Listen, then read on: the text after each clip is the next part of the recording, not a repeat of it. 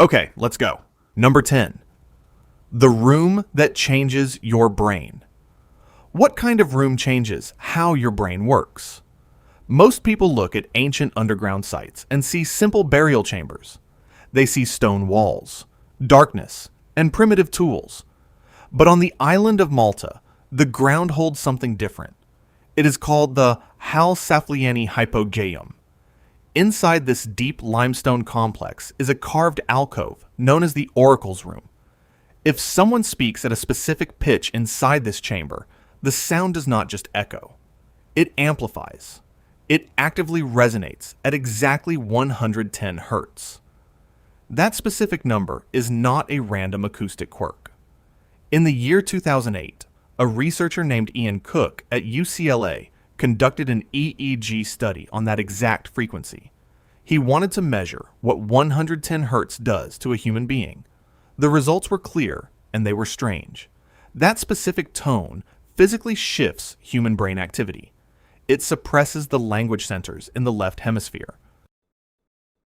It turns on the emotional, creative processing in the right hemisphere.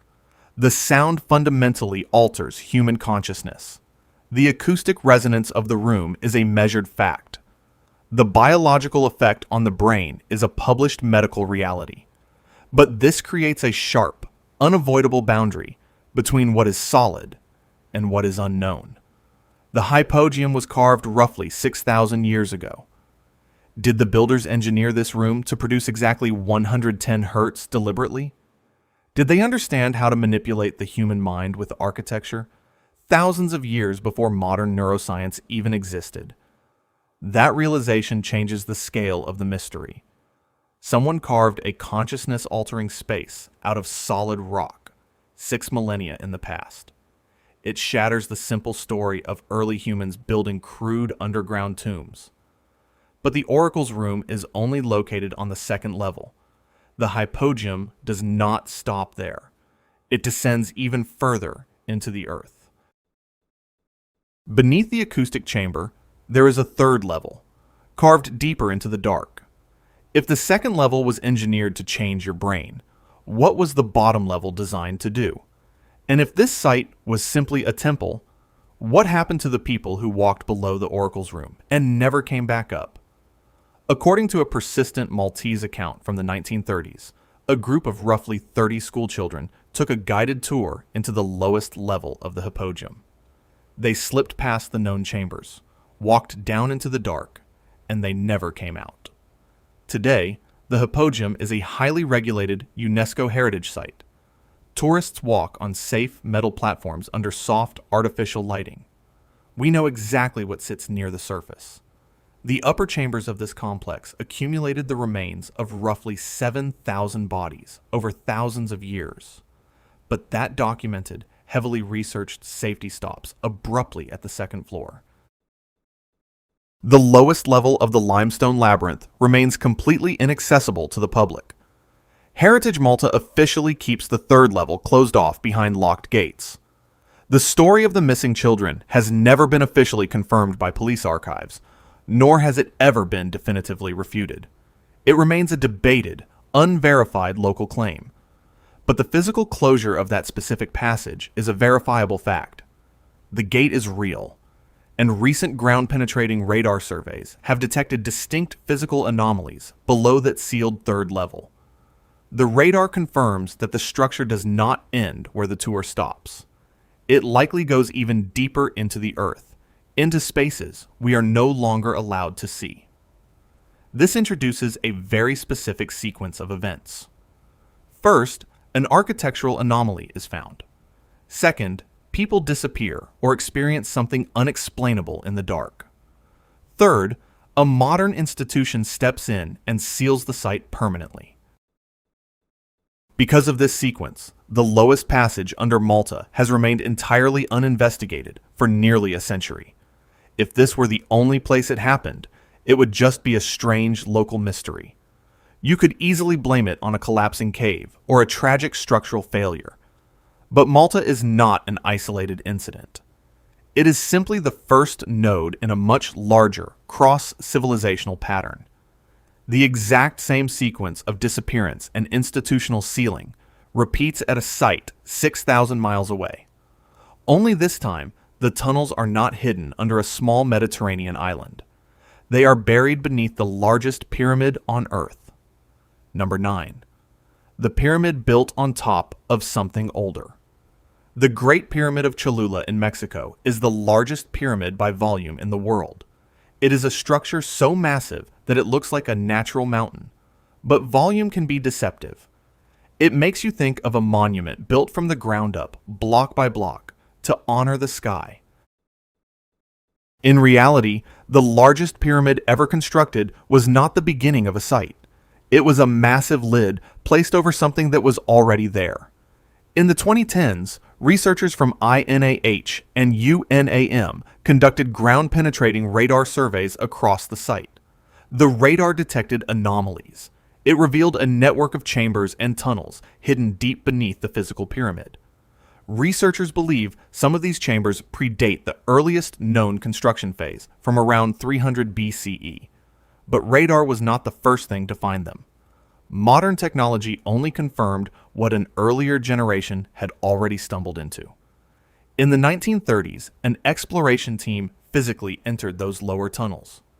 According to the leader's expedition field notes, the team experienced intense auditory anomalies and an overwhelming, irrational fear. Members of the team described the terrifying experience in identical terms, completely independently of one another. They broke and they fled the passages. The exact age of the deepest chambers still requires stratigraphic dating to fully confirm they predate the pyramid. And the panic in the 1930s remains an unresolved historical footnote. The team performed no gas sampling to rule out environmental causes or toxic buildup in the air. The fear was documented, but its physical source was left untested. The structures survived, waiting quietly in the dark. But understanding what they were for requires the people who maintained them, and the knowledge of those tunnels had already been violently destroyed 4 centuries before the 1930s expedition even arrived. The pyramid merely concealed the stone passages. Human intervention was required to permanently conceal the meaning of the labyrinth. That intervention happened long before the first modern archaeologist stepped foot in Mexico. It happened the moment Hernán Cortés marched into the city and executed the priestly class. They were the only people left alive who understood what was buried under the stone. In October of 1519, that knowledge was erased in a single afternoon. The conquistador Bernal Díaz del Castillo was an eyewitness. He documented the massacre of Cholula's leadership, including the priests who maintained the city's sacred traditions. When an invading force eliminates a priestly class, they do not just conquer a physical city. They instantly sever the transmission of site knowledge. Cortés did not target the priests to protect a subterranean secret. His motives were strictly military, but the functional outcome was absolute erasure. The only people who knew how to navigate the labyrinth were dead before anyone even thought to ask what was underground. That silence held until the 1930s, when the modern excavation team fled those same tunnels. And here the pattern repeats. Rather than investigating what the team encountered, the Mexican Archaeological Authority, INAH, simply poured concrete over the passage. No air quality tests were performed. No deeper exploration was authorized. The understanding of the Cholula Labyrinth died twice. It died once by the sword in 1519, and once by concrete in the 1930s. Both times, access was closed without investigation, but Malta and Cholula share one limitation. In both cases, the locations were sealed reactively. An authority closed the gates or poured the concrete only after a sudden disappearance or a localized panic. That changes the question for the next site. What happens when a labyrinth does not wait for a modern crisis to be sealed? What happens when containment is engineered into the architecture from the very beginning, using massive stone doors that can only lock from the inside? Number 8. The doors that lock from the wrong side. Imagine walking down into the earth of central Turkey. You descend past the first level. A massive circular stone rolls across the narrow passage behind you. It grinds against the rock. It seals the tunnel completely. Standard archaeology looks at this and sees a defensive refuge. The narrative is simple. An invading army approaches. The citizens hide underground, and they roll the door shut to keep the enemy out. But containment architecture does something entirely different. It is not built to keep invaders out. It is designed to keep something in. The scale of the Derinkuyu underground city makes this distinction critical. The official surveys from the Turkish Ministry of Culture and Tourism document 18 distinct levels. They were carved directly into the volcanic rock. The engineering is precise. The complex has the capacity to sustain 20,000 people at once, and at each major threshold, the passages are blocked by rolling stone doors. These are not simple wooden gates. They are solid discs of rock. They weigh 5 to 6 tons each. Moving them requires deliberate, coordinated human effort. But the sheer weight of the stone is not the anomaly. The anomaly is the mechanical design. Every single one of these 5 to 6 ton doors is engineered to be operated from one side only. If you are standing in the upper corridor, facing down into the dark, the face of the stone is completely smooth. There is no handle. There is no leverage point. There is no physical way to grip the rock. You cannot open the door from the outside. You can only roll it shut and lock it in place with a heavy crossbar if you are already inside the lower chamber. If Derinkuyu was built purely to protect citizens from surface raids, the locks near the surface make perfect sense. You run inside and bar the door against the sunlight.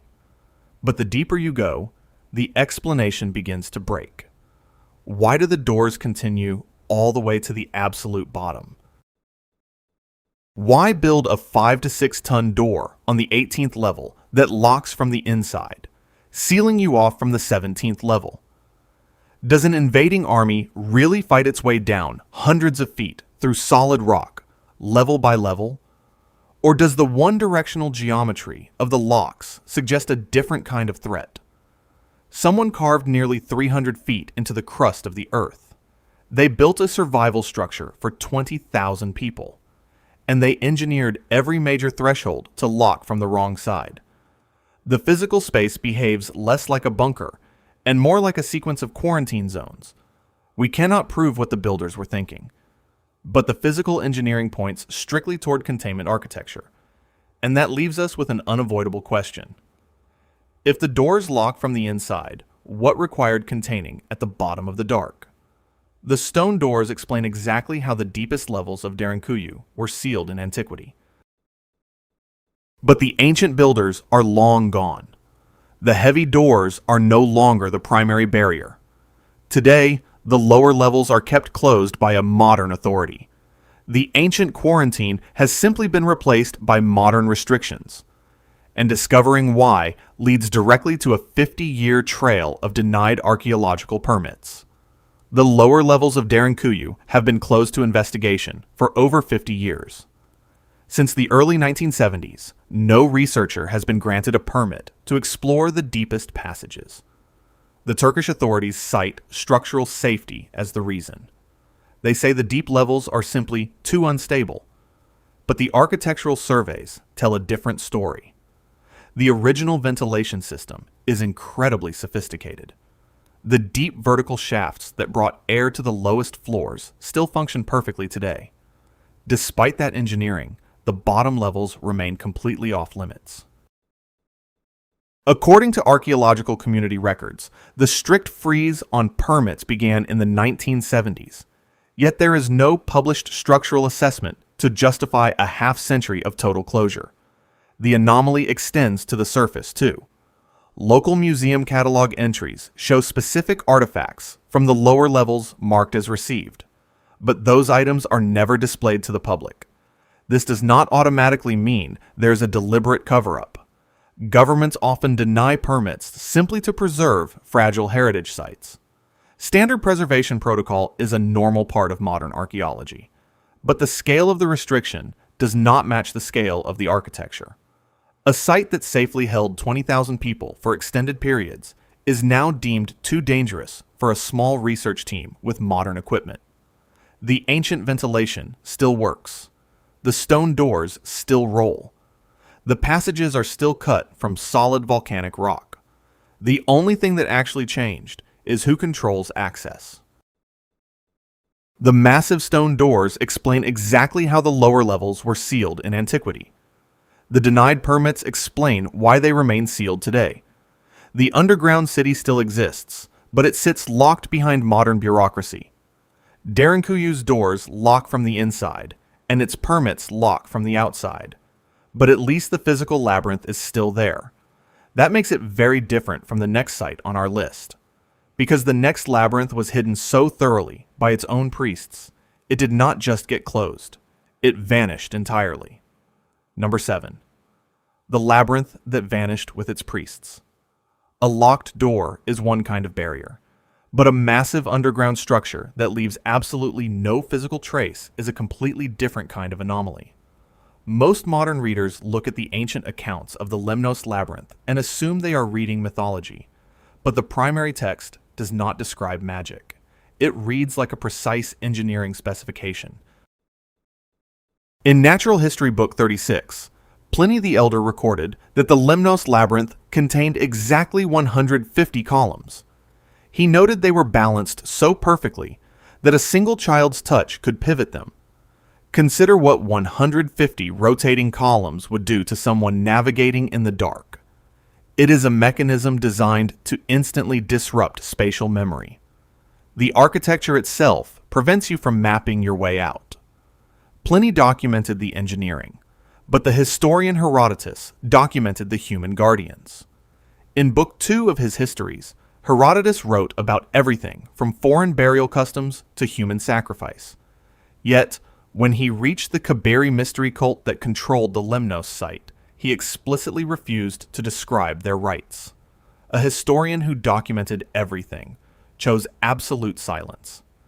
And that historical silence perfectly matches the physical ground.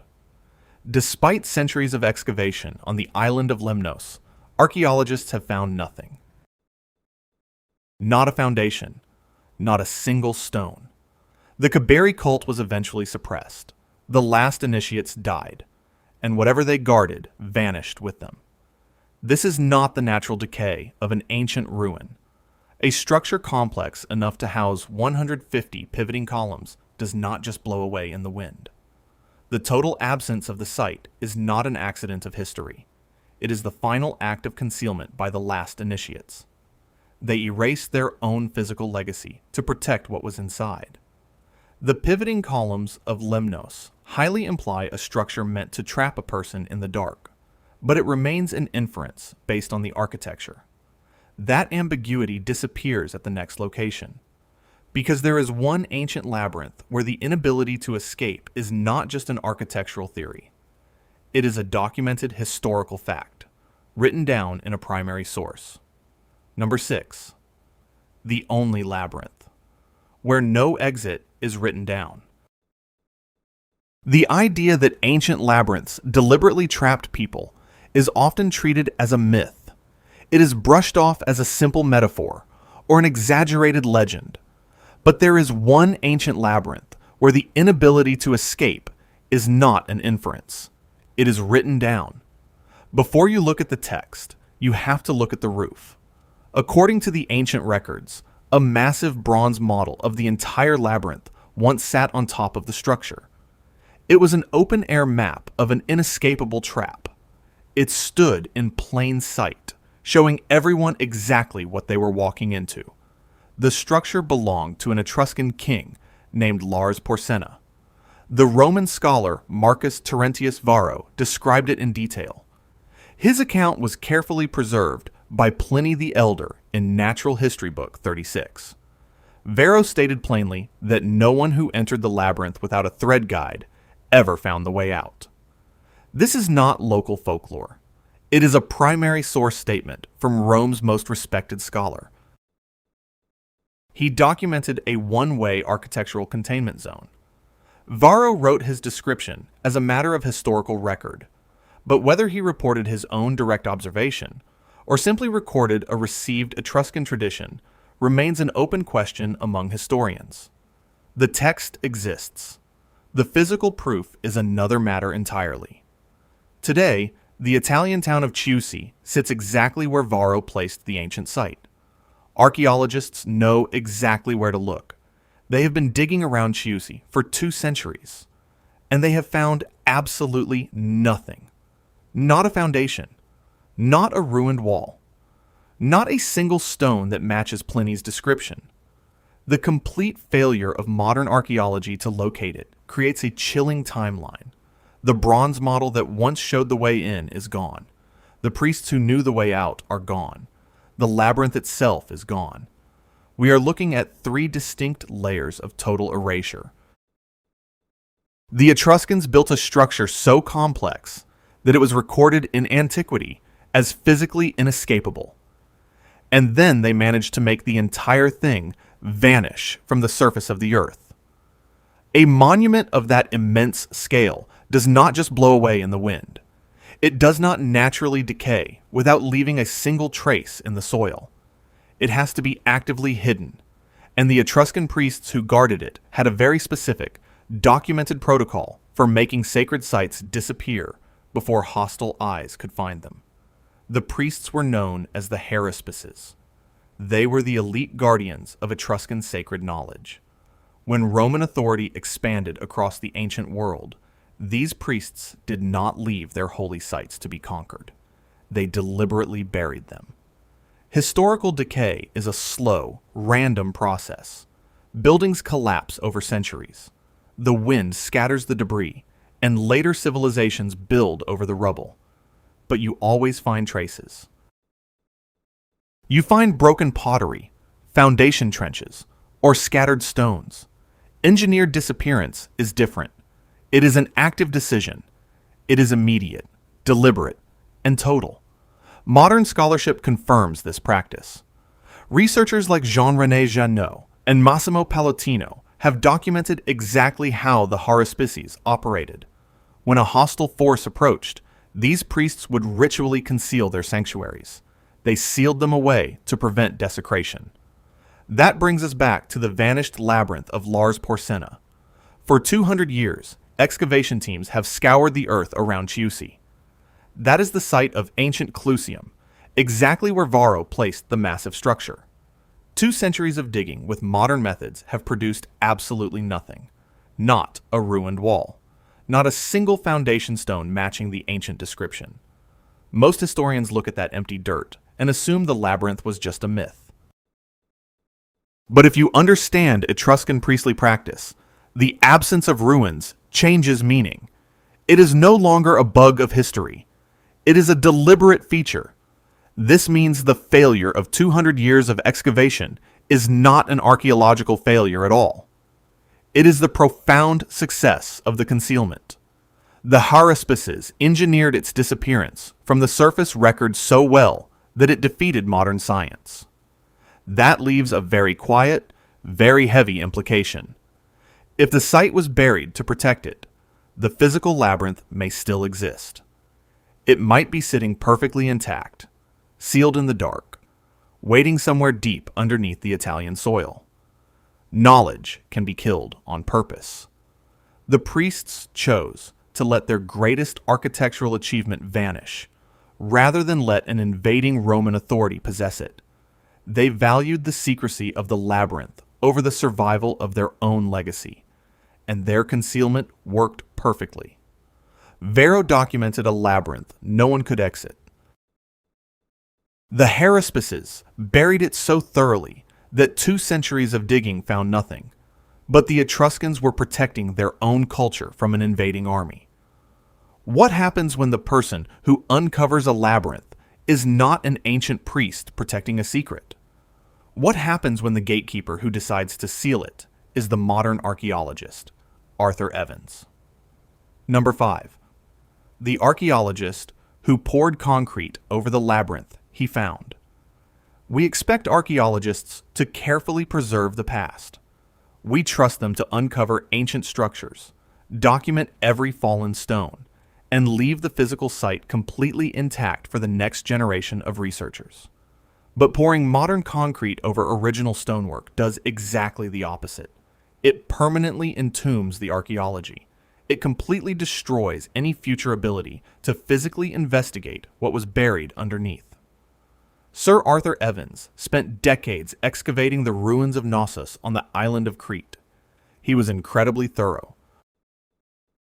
He uncovered a sprawling complex consisting of over 1,000 rooms, but his excavation methods at this specific site are now a source of deep controversy. According to modern archaeological consensus, Evans poured heavy concrete over original Minoan lower-level stonework. In doing so, he permanently sealed off access to the deeper passages of the labyrinth. The historical record is clear on the fact that he did this. The question is, what prompted him to cover those specific corridors while leaving the rest of the 1,000 rooms open? We cannot prove his exact motives. Some historians argue it was simply a misguided 20th century attempt at structural preservation. But a strange detail from his own 1902 expedition diary leaves that simple explanation with one major piece missing. According to the diary, a group of his crew members entered a dark passage on the lower excavated level. Sometime later, they emerged from a completely different corridor. The problem was where they came out. They stepped through a section of the ruins that Evans's own preliminary maps showed as solid, unbroken stone.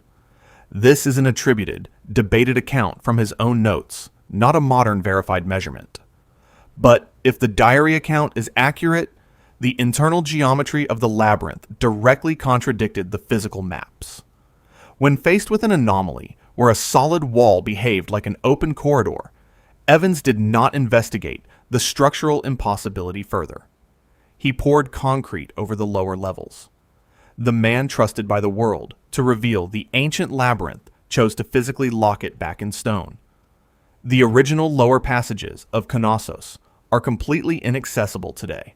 The concrete ensures no modern equipment will ever map them. The only remaining evidence of what those lower levels actually looked like before the concrete was poured is the set of preliminary mapping records drawn by his survey team. Those original maps still exist. But getting your hands on them requires stepping into another kind of restriction. The civilization that built the labyrinth left behind a second kind of lock. They left behind a writing system known today as Linear A. Linguists, cryptographers, and historians have studied these symbols for over 124 years. They have compared them to every known ancient tongue. Yet the language remains completely undeciphered. The Minoans wrote extensively. They recorded their society on clay tablets. But no one alive today can read a single sentence of it. That means the Knossos labyrinth is effectively locked twice. It is locked in stone by the concrete poured in the 20th century. And it is locked in language by the ancient people who built it. If you want to know what is in the lowest levels, you cannot read the Minoan tablets. You have to look at the maps Arthur Evans drew before the concrete went down. Those preliminary mapping records did not vanish. They still exist today, preserved in institutional archives. Under normal circumstances, major archaeological archives are open to qualified researchers. That is the standard protocol of historical preservation. Excavators pass away, but their raw data is made available for the next generation to study. You apply for access, you visit the reading room, and you examine the original field notes. But Evans's pre-concrete mapping records face a different reality. Researchers report significant difficulty in obtaining the institutional permission required to actually review them. The maps of the open corridors, the ones drawn before the solid walls appeared, remain heavily restricted. This administrative barrier effectively seals the only surviving empirical record of what Evans covered up. The knowledge of what lies beneath the concrete is not lost to time. The truth was not destroyed by a natural disaster. it is sitting quietly on an archival shelf. It is simply controlled by modern gatekeepers. The physical site is blocked by a modern construction decision, and the surviving paper record is blocked by administrative denial. Arthur Evans and modern archive managers sealed Knossos in the 20th century. They decided what the public is allowed to see. But this impulse to physically stand between an explorer and an underground passage is not a modern invention. The guardianship of the dark has a very long history. 2,400 years earlier, another set of gatekeepers stood in front of a different underground labyrinth, and they looked the most famous historian in the ancient world in the eye and told him exactly why he was forbidden to go down. Number 4. The historian who was told he could not go underground.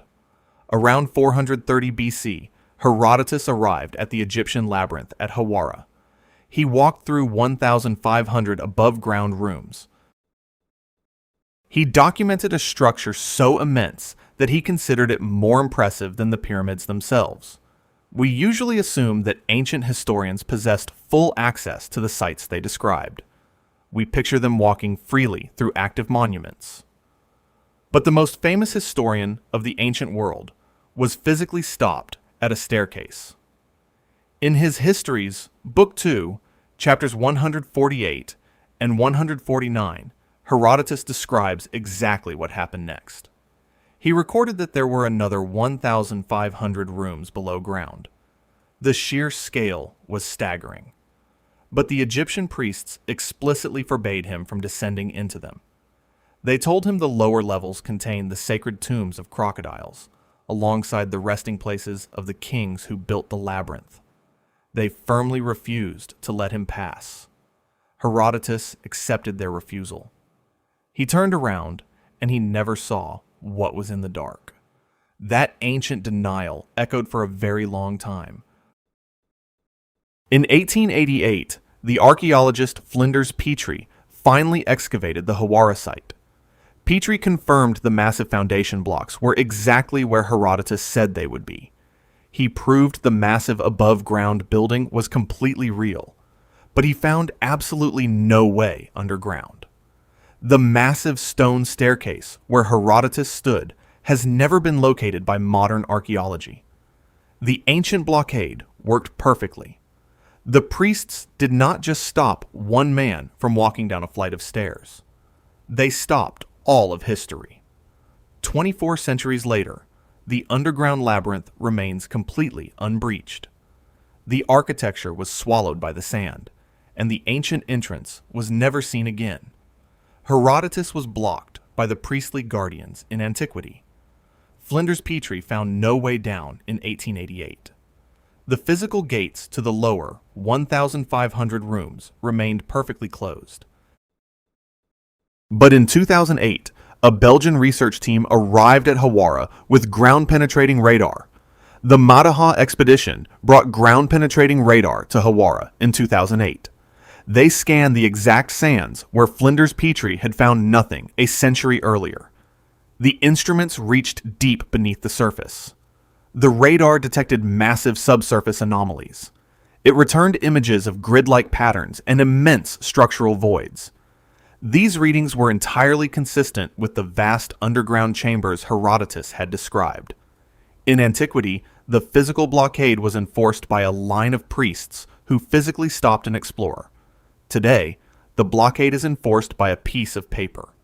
The barrier simply evolved from religious authority into modern administrative bureaucracy. The Belgian research team did not hide their data. They presented their radar findings directly to Egypt's National Research Institute of Astronomy and Geophysics. The underground anomalies were officially recognized and recorded in an academic setting, but every subsequent application to investigate the site further was denied. The authorities provided no published archaeological explanation for the sudden freeze on access. Even a 2015 proposal for completely non-invasive seismic mapping was rejected outright. Look closely at the timeline. Herodotus was blocked by ancient guardians. Petrie confirmed the massive foundation blocks, but found no way down. Then, the Malta expedition finally confirmed that the caverns were still there. The moment the modern anomaly was detected, the door was shut. The gatekeepers changed from ancient priests to modern government offices. But the final result was exactly identical. The gate did not open. The sequence forms a repeating pattern. First comes the anomaly detection. Then comes the immediate permit denial. We cannot prove a malicious motive for the restriction. Standard preservation protocols are a normal reality in archaeology, but the causal link is impossible to ignore. A massive subterranean discovery is made, and the site is immediately locked down. Hawara's underground is still guarded today by the power of administrative permits. The modern bureaucracy acts as a perfect, invisible wall. But what happens when a site requires no guards at all? What happens when a massive labyrinth is protected simply because its creators completely erased it from history? Number 3. The caves that should not exist. Longyu, 1992. In 1992, a local farmer named Wu Anai pumped the water out of a deep pond in Zhejiang province. He did not find a muddy bottom. He found a carved stone entrance. Once the water was fully drained, the Zhejiang Province Institute of Cultural Relics and Archaeology documented 36 massive underground chambers. The Han Dynasty documented everything. Their imperial records obsessed over details. They tracked weather patterns, troop movements, and the exact inventories of local granaries. You cannot secretly build a project that requires removing nearly 1 million cubic meters of stone. An effort of that magnitude requires massive logistics. You have to feed thousands of workers. You have to transport the excavated rock. The state should have taxed it, recorded it, and managed it. But the Chinese Imperial Archive contains exactly 0 mentions of it. The caves cover more than 30,000 square meters. Every interior surface is covered in uniform, 60-degree chisel marks. The geometric precision is absolute. But the physical evidence stops at the walls. Excavators found no abandoned tools. They found no construction debris. They found no historical records. Just empty, perfectly carved voids. The 36 caves are not isolated rooms. They are connected by deep, flooded tunnels. Dive teams have attempted to follow these submerged passages. According to expedition accounts, the divers swam into the dark until their oxygen supply forced a turnaround. They retreated without ever reaching a terminus. The physical limits of the complex remain completely unknown. The deepest anomaly here is not the scale of the engineering. The anomaly is the complete historical silence. Someone carved these enormous halls out of solid bedrock. They removed a mountain of rock from the inside out. They flooded the entrances. And then they flawlessly erased every trace of the work from the most thorough bureaucratic record system in the ancient world. A government does not simply lose a file on an underground complex large enough to hold thousands of people. The labyrinth was removed from history on purpose. The true question is not who built these subterranean halls. The question is, who made sure that no one would ever know they existed? Longyu was perfectly erased from the written record. But what happens when a labyrinth refuses to follow the laws of physical space? What happens when 2 different exploration teams walk into the same dark tunnels, 12 years apart, and both report that the stone passages are changing behind them? Number 2. The passage that did not behave as a passage should. A stone passage is a fixed physical structure. It has walls, a floor, a ceiling, and measurable dimensions. It is bound by the laws of physics. It does not change its shape behind you. It is perfectly normal for a layman to get lost in a dark cave. Without light, human spatial awareness easily breaks down. But there is a massive difference between an amateur feeling confused in the dark and a trained surveyor recording a geometric impossibility. In 1882, a German archaeologist named Ernst Fabricius explored a network of tunnels beneath the Greek island of Samos. He was not looking at the famous Eupalinian aqueduct. He was exploring a separate, distinct underground system. And in his reports, he wrote that the passage simply did not behave as a passage should.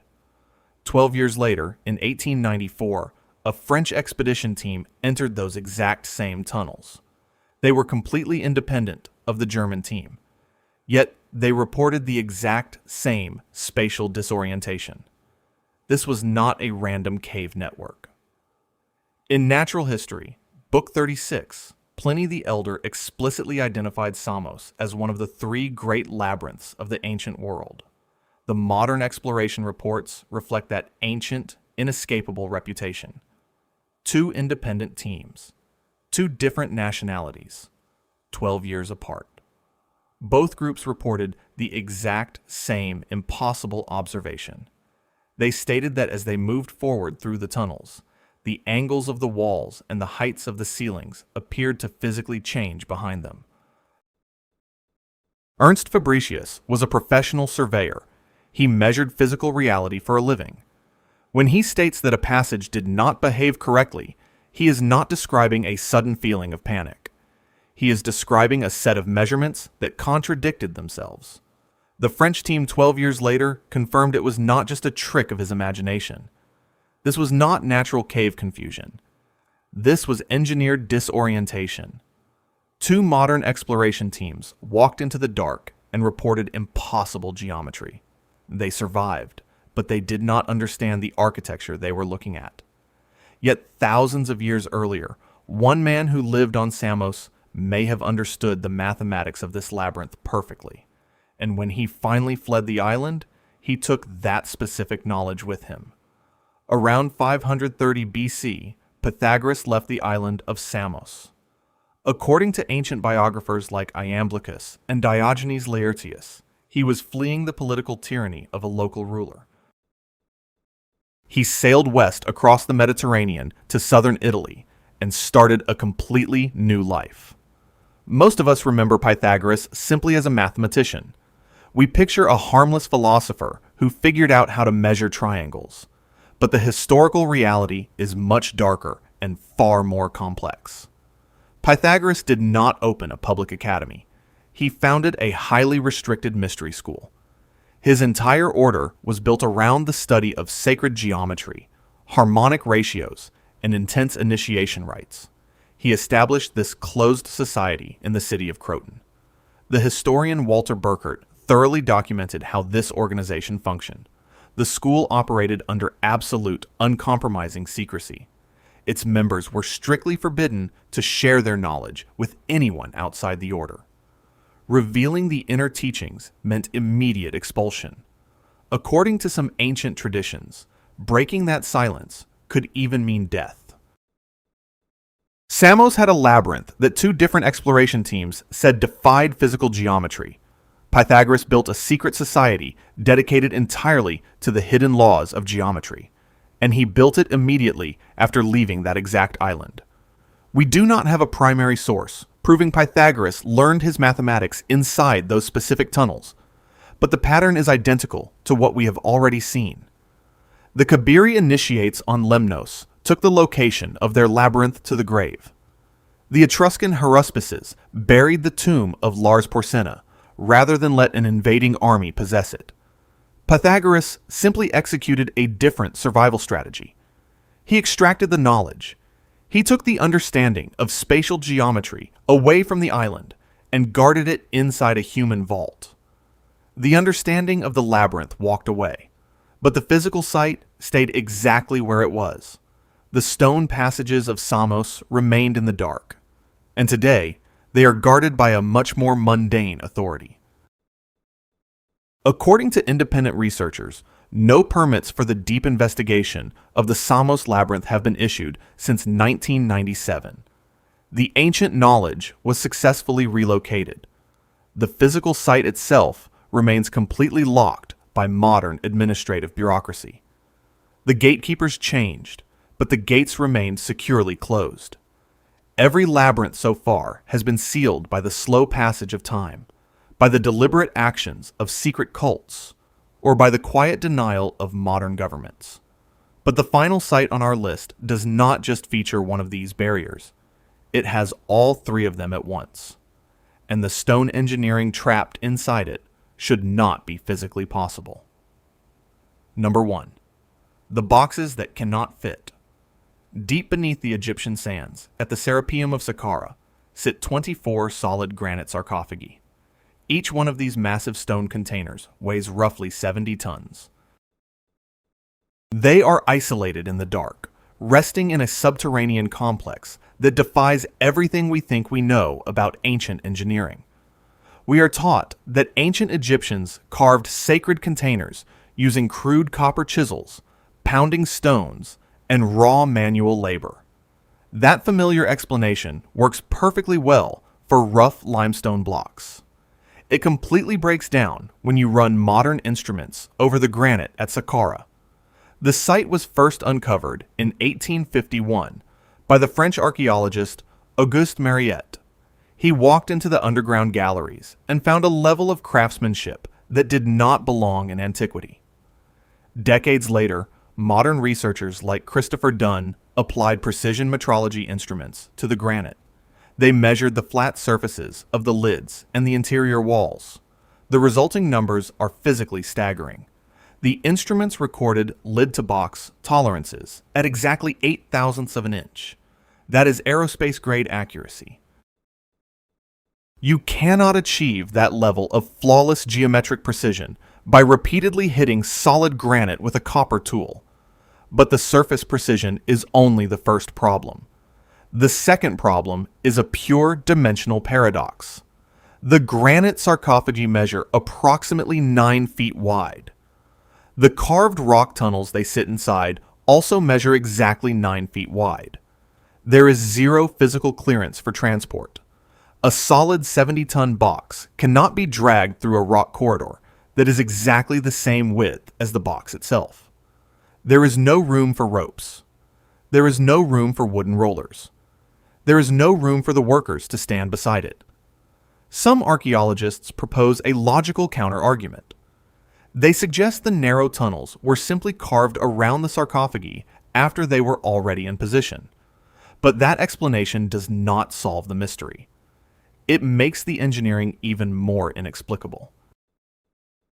If the tunnels were built to enclose objects that were already in place, it raises a simple, brutal question. How were 24 70-ton granite boxes placed at that specific depth before the tunnels even existed? Someone cut granite to a geometric standard we associate with modern machine shops. They moved it deep underground into a space that physically cannot accommodate the act of moving it. And they did it 24 separate times.